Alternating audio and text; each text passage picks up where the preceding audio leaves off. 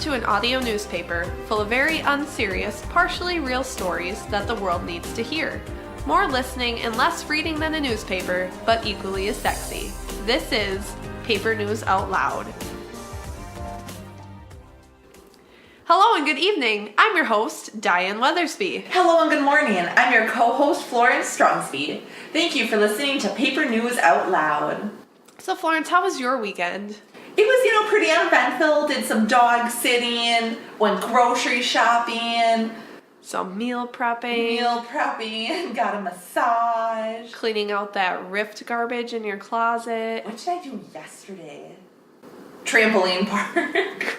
Were you taken? Is that why you couldn't remember? Maybe. Was it aliens that wiped your mind? I was abducted and they stole all my beautiful, cherished memories of my Saturday and left me only with the fast approaching Monday. Gross. Monday dread. That's the worst. It is. Well, I got to have a waffle ice cream sandwich today. Ooh. It was glorious. Well, let's dive right into our headline story tonight. So, Legos are a playtime essential for children across the globe, as well as for me and my fiance, two grown-ass adults. They're designed to make kiddos use their imagination and think creatively.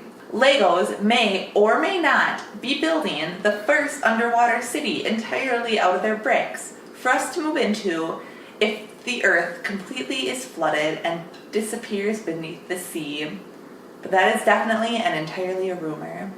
Anyways, Lego is doing something big and exciting in 2018. But before we get into that, I want to talk a little bit more about Lego and how they transformed over the last almost century before I unveil their big news for 2018. Wait, the big news for 2018 isn't that they're building an underground city no, made that's out of not Legos. True. That's not true. Because I already was starting to think of names for it. Legolantis was the first one that came to mind. That fits with their aesthetic too, which I think they would really appreciate. I think if we have enough gumption, we could probably crowdfund an underwater Lego city. It'd be really cute. It would be really cute. Okay, but anyway, let's start at the beginning of the Lego. So, the Lego company was founded back in 1932 by Ole Kirk Christensen. Yes, that is his first name. Who was a Danish carpenter. He passed the company down from his son and so on and so forth, so that today the company is owned by Kjell Kirk Christensen, who is the grandchild of the founder. So it's a family business, is kind of the moral of this story. But prior to starting the Lego company, Ole Kirk Christensen was in the business of building stepladders, ironing boards, stools, and wooden toys. And then he made the transition to entirely toys and stopped making stepladders. Wait, were the stepladders made in the same form of like Legos? No, this is all in wood back then. So it was okay. entirely wood. They hadn't made the transition to like plastic products yet. So were the Legos wooden too? No, they weren't building Legos at this point. Oh, sorry. No, it's fine. I wasn't properly listening. They were making wooden toys though. Like one of their most famous products was like a wooden duck. But that sounds cute. But anyway, he brought his son Godfred Kirk Christensen into the Danish carpenting scene when he was only 12 years old. So family business, carpenters, Danish. It's good to start young, like Jesus. Exactly. So Lego is actually an abbreviation of two Danish words, leg godt, which means play well. And that's kind of their motto. Oh, that's really cool. Yeah, I know, right? I like that a lot. So for probably 2 decades, the Lego company made a variety of toys that aren't the Lego bricks we know and love today.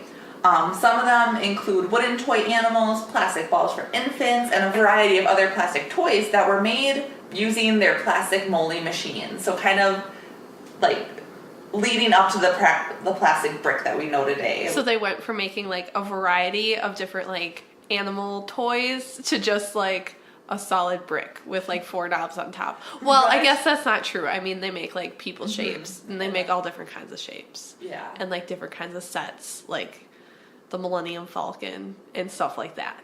But yeah, no, it started just like typical toy company churning out toys, I guess. That makes sense. No rhyme or reason. Well, there was probably a structure.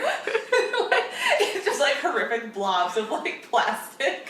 And they probably didn't just go into work like, oh, what animal did I see in my walk to work today? Oh, that's right, I saw a duck. I think I'll make a duck today.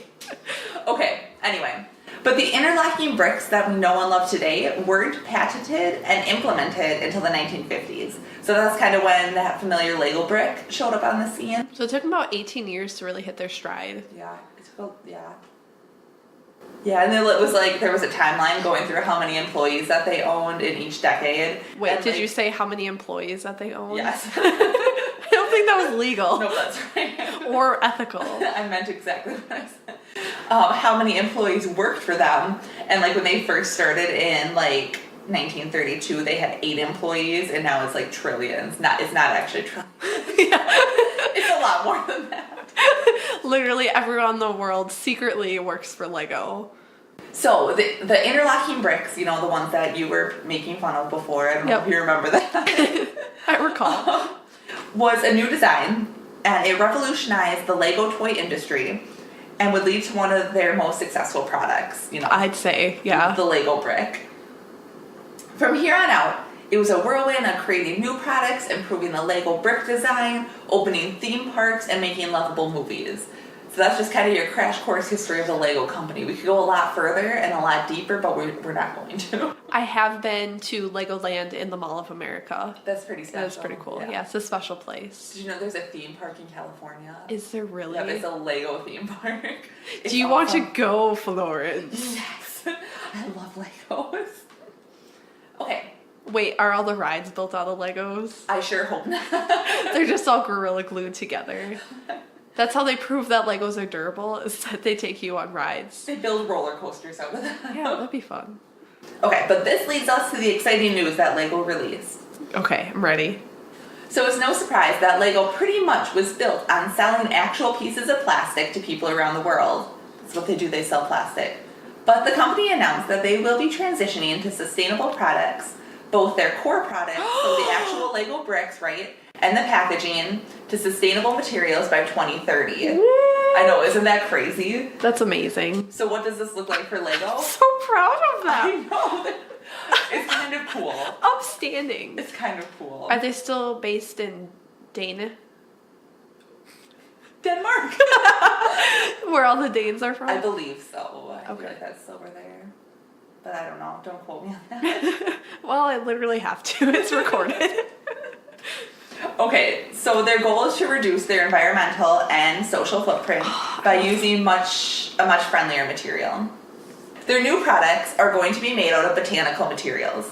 That's right. Legos will one day be made out of trees, bushes, and leaves. Specifically the Amazon rainforest. It gets worse before it gets better. So essentially, it's still going to be a type of plastic. Yeah. It's just not going to be fossil fuel based. Instead, go on. No, that's really cool because like even like the paper industry and everything, a lot of those like companies are huge supporters of like sustainable forestry and things like that. So it'd be really cool to have Lego backing that since they're such a big company. Exactly. So instead of fossil fuels, it'll be powered by trees, but more specifically sugar cane, which is actually the key component of the plastic product that they're making to transition into their toys. That's cool. Okay, now if you hate the environment and love the feel of cold hard plastic in your hands, and also love thinking of it floating in our oceans and slowly killing us and our planet, your first concern might be whether or not these plant-based Legos might have the same feel and quality as the original product. Well, you selfish butt faces, yes it will. Essentially, the Legos are still made out of a type of plastic, like I said. Tim Brooks, who is the Senior Director for Environmental Sustainability at Lego and has the best job in the entire world. Yeah, can I just say, another one of my dream jobs? That would be incredible. Working for Lego, that would be so awesome. I was looking more at the Director for Environmental Sustainability, but sure. He said that neither children nor parents will notice any difference between the two products, between the old plastic and the new plastic.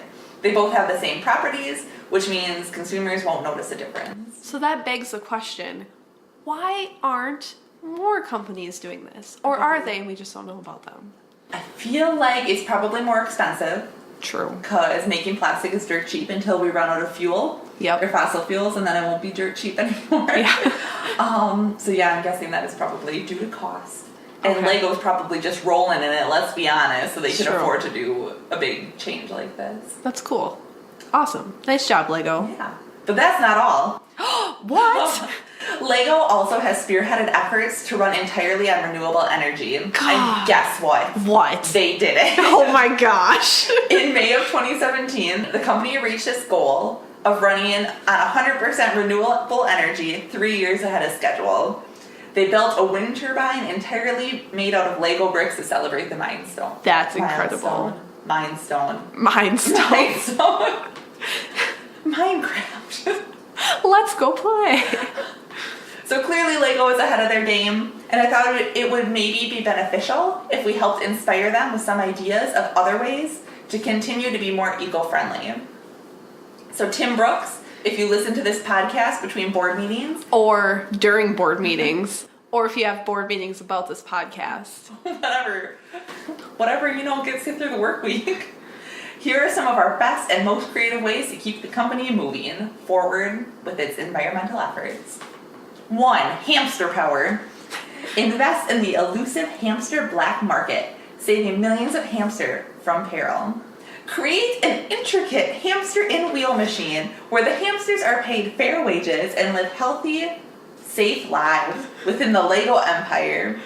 The hamsters run on their wheels to power the company. It's like wind power, but 100 times cuter, which I think is one of Lego's core values. And then they can, on the hamsters' off hours, send them home with the local Danish children. Mm-hmm. I don't know why I had to specify that they were Danish. But with the local children. But I feel like Danish children deserve hamsters, so that's fine. I think everyone deserves hamsters. Okay, here's another one. Lego computer games. This way, no material is even needed except the materials needed to make computers, but that's not the point. You can build with Legos and make creations you couldn't afford to make in the real world. Hold on, I'm getting an update. It looks like Lego games in fact do exist. Way to go, Lego. It sounds like they make movies too. Gosh, what the heck can't Legos do? Honestly, I have no idea. They're amazing. Rock-based Legos. Ooh. What are there millions of in the world? That's right, rocks. The company takes their famous Lego brick design and instead makes the bricks out of rocks. The products become almost indestructible, but the rates of broken teeth in children greatly increases. A sacrifice you have to make. Mm-hmm. A Lego sharing program. It's kind of like car sharing or like ride sharing, but better. Lego legally owns all Legos even after they have been sold, therefore they have the rights for what are done to them. Lego launches an app that everyone has automatically downloaded to their phone, and then you can sign up for times to have the Legos. Less Legos end up being made, and everyone learns to share. How will the company continue to make money? There is a monthly fee that you pay to Lego, and you are legally required to pay it. A small price to pay to be environmentally friendly. Okay, trash-based Legos. What's the best way to get rid of trash? Upcycle it. The Lego company could spare our landfills of millions of pounds of trash by compressing the garbage into Lego bricks. The smell would be the main problem, but I think we would all get used to it after a while. A work to Lego program. Traditionally, you have a job, and then you get money from that job, and you can use that money to buy whatever you want. Well, instead of charging money for their product, Lego should charge in community service. Every hour spent planting trees, cleaning up trash, recycling, etc. grants you a Lego voucher. Save up enough vouchers and you can trade them in for more Legos. I can get behind that. Mm-hmm. And last but not least, imaginary bricks. Lego is all about using your imagination and being creative and looking at things from a different perspective. That's why implementing a series of entirely imaginary bricks would really have a positive impact on the environment. Kiddos simply unpack boxes of air and imagination and have the best time of their lives because there are literally no rules. They can be marketed as Legoless Legos, and Orlando Bloom can be the spokesperson. Also, I like how you said kiddos simply unpack the box when I know for a fact, Florence, that you, an adult woman, would be one of those people unpacking the boxes. You know it. Okay, even if Lego decides not to take on these awesome and amazing and totally marketable ideas, I personally am super impressed by the company for making some pretty big changes to improve the planet we live on. Nice work, Lego. I second that impressed. that being impressed. I second being impressed. I am also impressed. And now the world is impressed. Today, a new thing happened with the void that rents our closet. I went in to grab the broom and instead found that the closet that once was a normal closet with a gaping void in it had transformed into a sooty alleyway with a single flickering street lamp. Beneath that street lamp was a large message board that had the words "classified ads" painted across the top in bright black letters. There was a small note pinned to it. It read, "Hey Florence," the note said, "sorry about your broom. I'll return it. Can you do me a favor and read these classified ads so that they're out there on the airwaves? I have too many stacking up. Thanks. XOXOXOXO, the beast that lives in the void." Since the void beast has always been a responsible and enjoyable resident, we decided to oblige their request. So here are the numerous and mismatched ads that were posted on the board this week. Please respond at your own discretion, like you would respond to any newspaper classified ad, by gently putting a full loaf of bread into your oven and turning the heat to 900 degrees. That's how the poster will know you're serious and reach out to you shortly. Wanted. Doing some minor updates on the old underground bunker and is in need of a quality plumber and electrician who provides affordable quality service and is comfortable participating in a series of lie detector tests and grueling physical activity. If interested, please contact me via smoke signal and pack enough changes of clothes for 10 days. Misconnection. I saw you. Steamy hot, beautiful. I gazed at you through the window. You were on the corner of 14th Street and Vine. You looked like a real fine snack. You left with someone more attractive than me. I'm sorry I couldn't take you home and indulge in your cheese-stuffed crust and spicy tomato sauce. You were the perfect pizza. For rent. Large, 2-bedroom treehouse available for rent. Located deep in the rainforest planet of Blurth, this treehouse is the rental unit of your dreams. Walking distance from the University of Blurth and designated Horg riding trails. This neighborhood is perfect for anyone who is active and ready to explore this unexplored planet.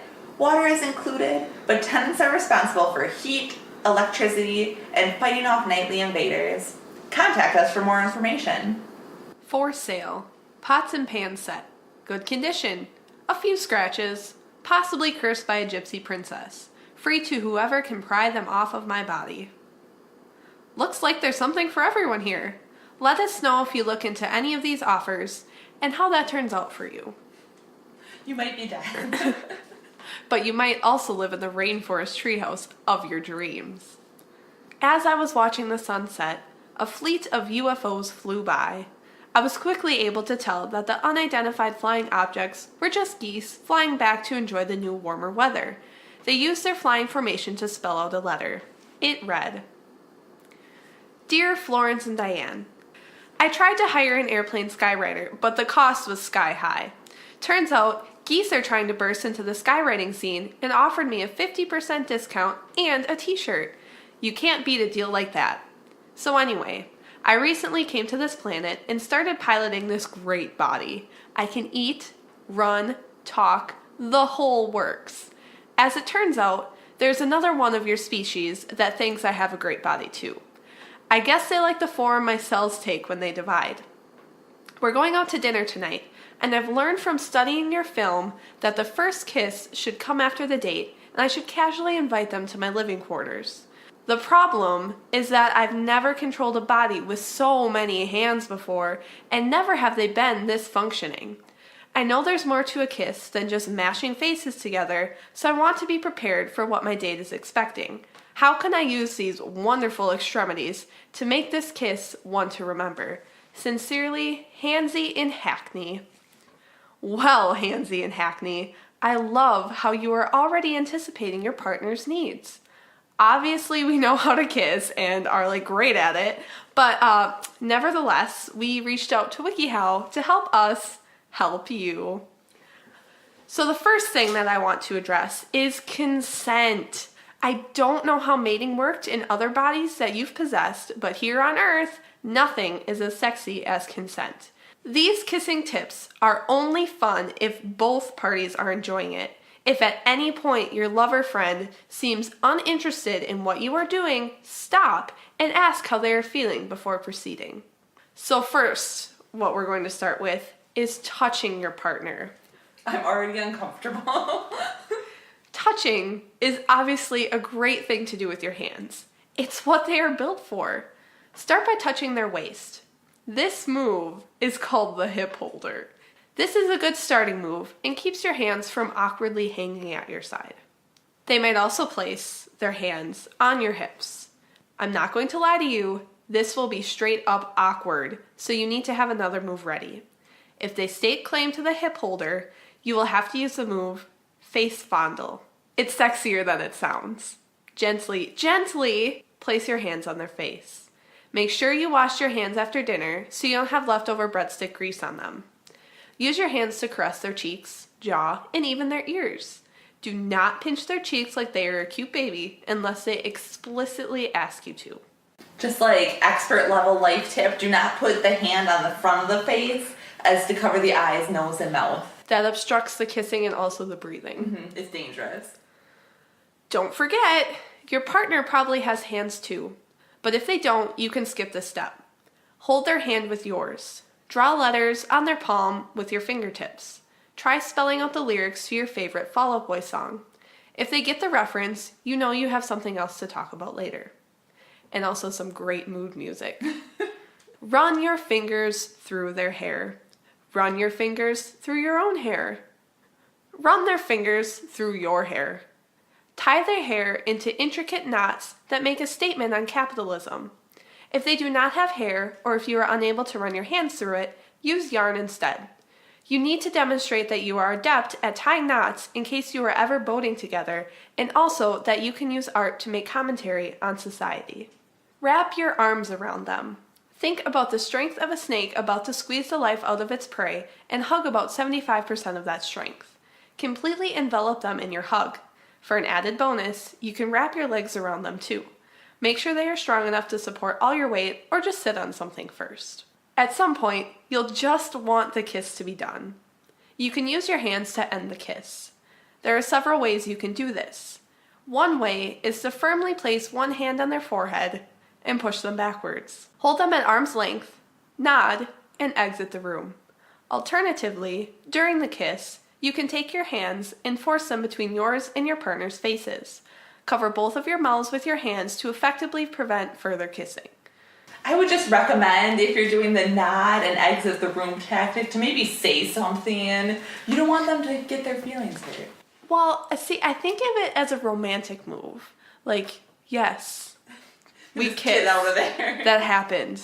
And because, like, you could say something awkward. Like, you wouldn't want this to be awkward. Like, you nod, like, gotta go poop. And then you walk out of the room. And then you're in the hallway. And you're like, God dang it. Why am I so awkward? If you don't say anything at all, you can't say anything wrong. That's what my mom always taught me. And here we are. Here we are. But if you do want to continue the kisses, mwah, mwah, mwah, you can take it to the next level. Take it slow. I know it seems counterintuitive, but humans love slow motion. Pretend like you are on the moon and exaggerate every movement. Before going into slow motion, create a slow motion sound effect. Kind of like, and then move really slow, like lift your legs really high when you take a step. Maybe walk around the room once in slow motion so they know what you're doing and that you're okay with taking it slow. Another thing you can do is control their hands with your own. Tie strings from your hands to theirs and perform an impromptu puppet show. Maintain the kiss during the puppet show for added passion. Tailor the theme of the puppet show to the mood of the night. Are you both funny people? Then tell a comedy. Do you feel emotionally connected? Tell a story from your childhood that influenced who you are today. Be creative. Drudge up emotional childhood trauma. This is the perfect place for it.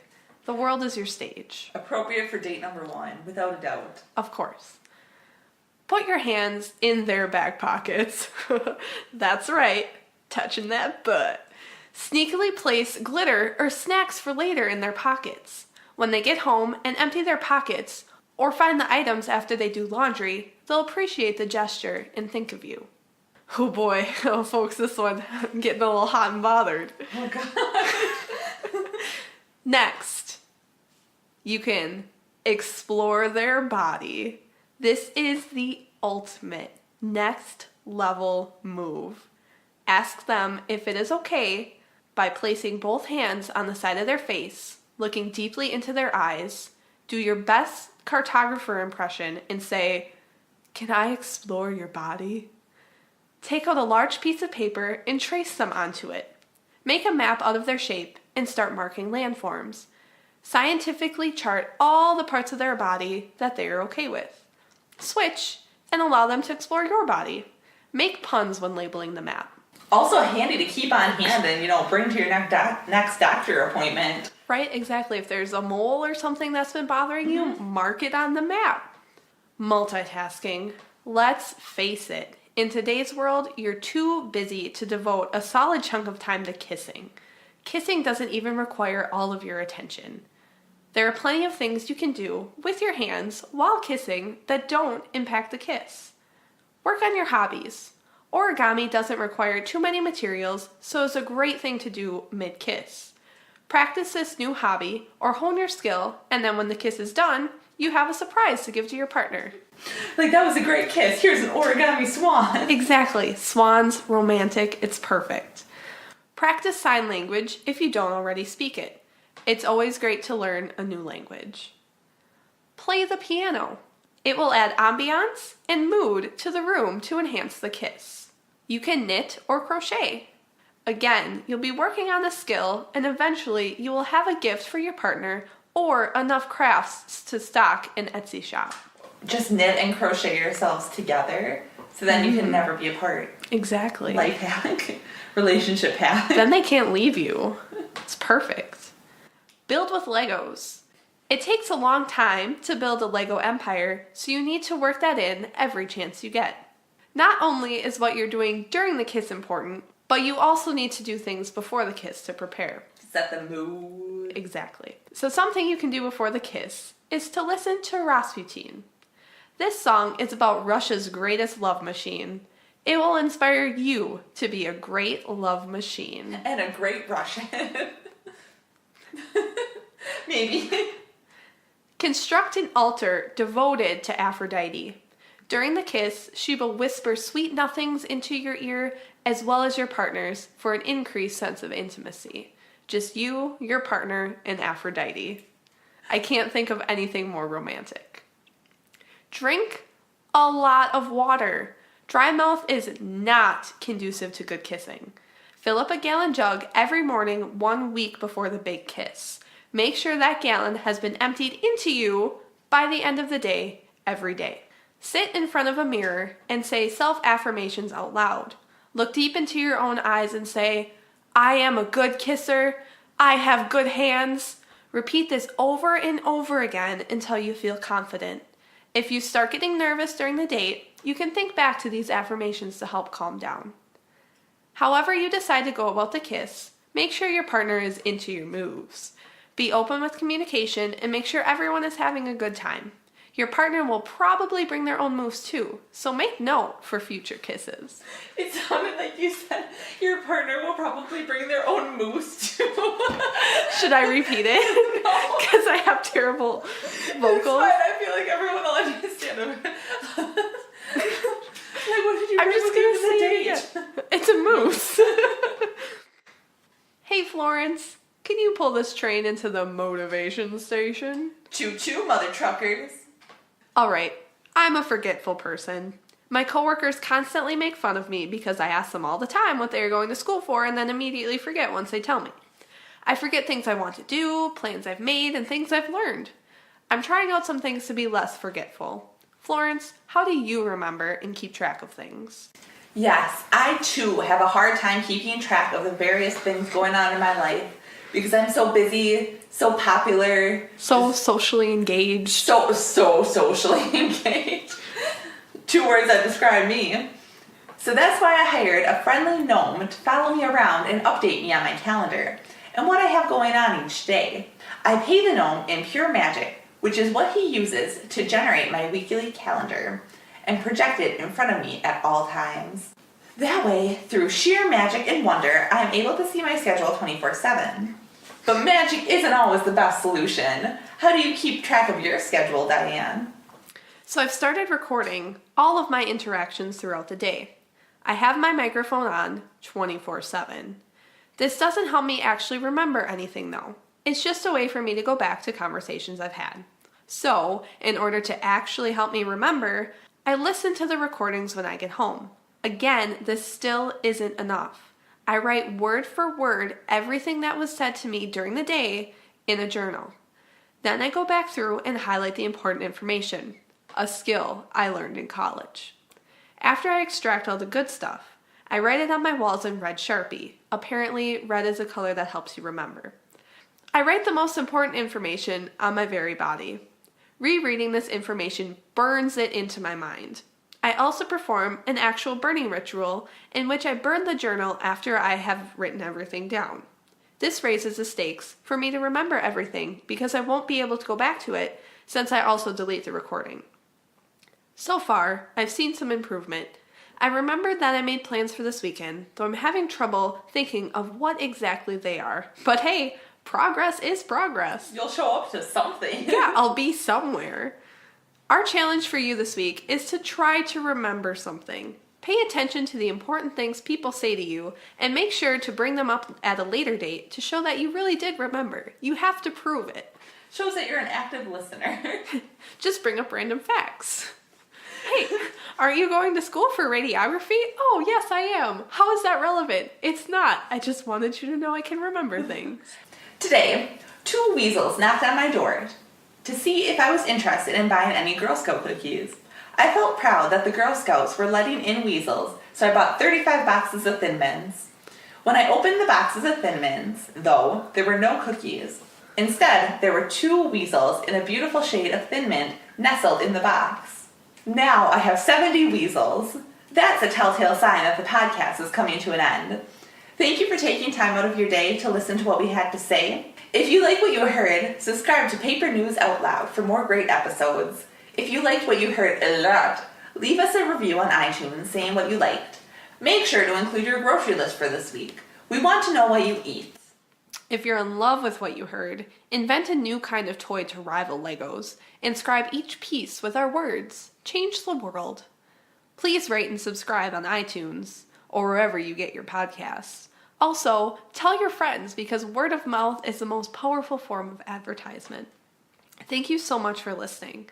I want to thank the sun for giving me that D. I also want to thank Jake Harrison for allowing us to use his track titled 5 off his album Found on SoundCloud. Thanks, Jake. You can find his music through the link or by searching @this. As usual, we are looking to showcase community art in our segment named Community Art because we are wordsmiths. You can submit short poems or visual art to us through email at alternaterealityproductions@gmail.com, or you can email us just to say hi. We like that. It's fun for us. Tweet us at @realityoutloud. Use the hashtag #ThinkWeirderThoughts. Actually think weirder thoughts. Share with your friends. We hope you learned a thing and made a laugh. I'm gonna go to town on that orange chicken right now. And we don't have to do an ED sesh, so like, I got unlimited time to eat chicken. 2 hours. 2 more chicken.